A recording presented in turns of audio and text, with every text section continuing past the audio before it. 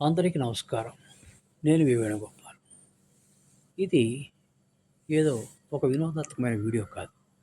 ఇది ఒక సందేశాన్ని ఇవ్వడానికి నేను చేసిన వీడియో. దయచేసి అందరూ పూర్తిగా చూడండి. గుడి శుభ్రం చేయడం. ఇది నేను గత 4 సంవత్సరాల్లో నేను చేస్తున్న ఓ గొప్ప కార్యం అని అనుకుంటున్నాను. మన గుడిని మనం శుభ్రం చేయడం ఒక మహాభాగ్యం అనుకోవాలి. అది అందరికీ రాని అదృష్టం, బాధ్యత. ఇది దీని గురించి నేను శాస్త్రాల నుంచి కొంచెం చెప్పాలనుకుంటున్నాను.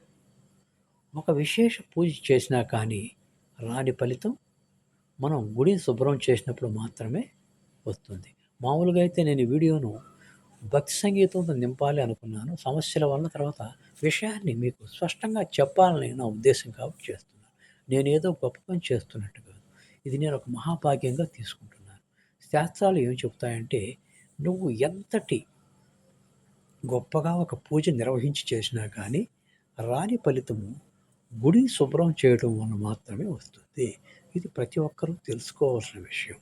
దీనికి శివపురాణంలో ఒక దృష్టాంతం చెప్పదలిచాను. శివపురాణంలో ఒక ద్రవిడ దేశంలో ఒక కొంచెం పాడుబడ్డ గుడిని తిరిగి శుద్ధంగా నిర్మించడానికి ఇద్దరు మహాభక్తులు పూనుకున్నారు. మహాభక్తులు అంటే వాళ్ళు సమాధి స్థితిలో భగవంతునితో మాట్లాడగలిగే శక్తి కలిగిన వాళ్ళు. వాళ్ళు భగవంతుని ఒకడు కోరుకున్నారు.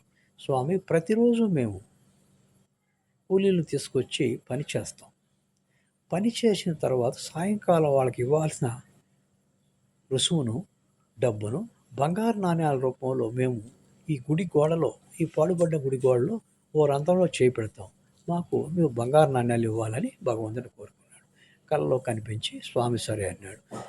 వీళ్ళు ప్రతిరోజు ఏం చేస్తున్నారు? ఉదయం లేస్తూనే ఇందులో ఒకరు అప్పర్ అనే భక్తుడు విశేషంగా స్వామికి పూజ చేస్తాడు. తర్వాత కూలీలు చేసి సాయంకాలం వరకు పని చేస్తాడు. ఇంకొక మహాభక్తుడు ప్రతిరోజు అతను ఉదయం లేస్తూనే ప్రాతకాలం నుంచి గుడిని మొత్తం శుభ్రం చేసి పరిశుభ్రంగా ఉంచుతాడు. సాయంకాలం ఇద్దరు ఆ గోడలో రంధ్రంలో చేయబెట్టినప్పుడు అప్పర్ కన్నా అతనికి ఎక్కువ బంగారు నాణ్యాలు రావడం మొదలైంది. ఇతనికి ఆశ్చర్యం వేసింది.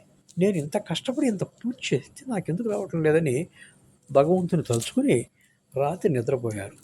రాత్రి కలలో స్వామి కనిపించి, అప్పర్, నీకన్నా అతను గొప్ప కార్యం చేస్తున్నాడని చెప్పాడు. ఏమంటే అతను గుడి శుభ్రం చేస్తున్నాడు, అందుకే అంత గొప్ప ఫలితం అతనికి లభిస్తుంది. అప్పుడు అప్పర్ తన తప్పును తెలుసుకొని అతనితో పాటు శుభ్రం చేస్తూ తర్వాత పూజ చేసేవాడు. ఇక్కడ తెలుసుకోవాల్సింది, ఇంకా ఇటువంటి దృష్టాంతాలను చాగంటి వారు ప్రవచనంలో ఒకసారి తెలియజేశారు. కాకినాడ నగరంలో దేవుళ్ళకు ఉత్సవాలు జరిగినప్పుడు, విశేష ఉత్సవాలకు అక్కడ ముందు భగవంతుడు వస్తుంటే ముందుగా వీధులను రోడ్డు శుభ్రం చేసుకుంటూ వెళతారు చీపులతో. దీనికి వారం ముందుగానే పేర్లు ఇవ్వాలట. అక్కడ ఆశ్చర్యకరం ఏంటంటే ఆ పేర్లు ఇవ్వడానికి పోటీలు పడి ముందుగా ఇచ్చుకుంటారు. ఆ పేర్లు ఇచ్చుకునే వాళ్ళు ఎవరంటే టాప్ కేడర్గా గెజిటెడ్ ర్యాంక్ ఆఫీసర్స్ వాళ్ళు, కాలేజీ ప్రిన్సిపాల్స్, బ్యాంక్ మేనేజర్స్ వీళ్ళంతా ముందుగా పోటీ పడి నాకే అవకాశం రావాలి, నాకే కావాలని ముందుగా వెళ్ళి చేసుకుంటారంట. ఎందుకంటే వారికి దాని యొక్క ప్రయోజనము, గొప్పతనం తెలిసిన వాళ్ళు. ప్రతి ఒక్కరూ ఇంకోటి గుర్తుపెట్టుకోవాల్సింది ఏంటంటే మన గుడి. ఈ మాట ఒక 10 ఏళ్ల ముందు బాగా వినిపించింది. తిరుమల తిరుపతి దేవస్థానాలు తీసుకొచ్చాడు. చాలా గొప్ప మాట. మన గుడి, ఇది మనందరి గుడి. దీన్ని శుభ్రంగా ఉంచుకోవటము, పరిశుభ్రంగా ఉంచుకోవడం, పవిత్రంగా ఉంచుకోవడము మన బాధ్యత. ఇది ప్రతి ఒక్కరూ తెలుసుకోవాల్సింది. ప్రతి ఒక్కరూ కూడా వారి గ్రామంలో గుళ్ళను శుభ్రంగా ఉంచుకుంటూ వాళ్ళు ముక్తిని పొందండి. తర్వాత 10 మందిలో మన గుడి యొక్క గొప్పతనాన్ని కాపాడండి. ఎప్పుడు గుడిని పరిశుభ్రంగా ఉంచడానికి ప్రయత్నించండి. ఈ విషయాన్ని నేను చెప్పదలుచుకున్నాను. ఎన్నో రోజుల నుంచి ఆలోచించేస్తున్నాను. ఇది నాకు సోత్కర్ష. నేనేదో చేశానని ఈ వీడియో చూపించడం కాదు, గుడిని శుభ్రం చేయడము ఎంత మంచిదో తెలియజేయాలని చెప్పాను. నేను ప్రతిరోజు ప్రాతకాలం నేను 4:30, 5 మధ్యనే స్నానం చేసి వెళ్ళి మా గుడిని, మా గణేష్ గుడిని, గణపతి గుడిని శుభ్రం చేసుకుంటాను.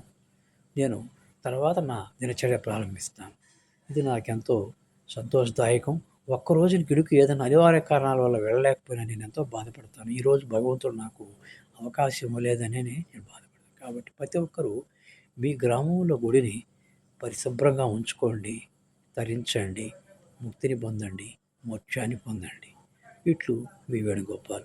ఈ వీడియో మీకు నచ్చినట్టయితే సబ్స్క్రైబ్ చేసుకోండి, లైక్ చేయండి, ఓ కామెంట్ చేయండి. నమస్తే. ఇట్లు మీ వేణుగోపాల్.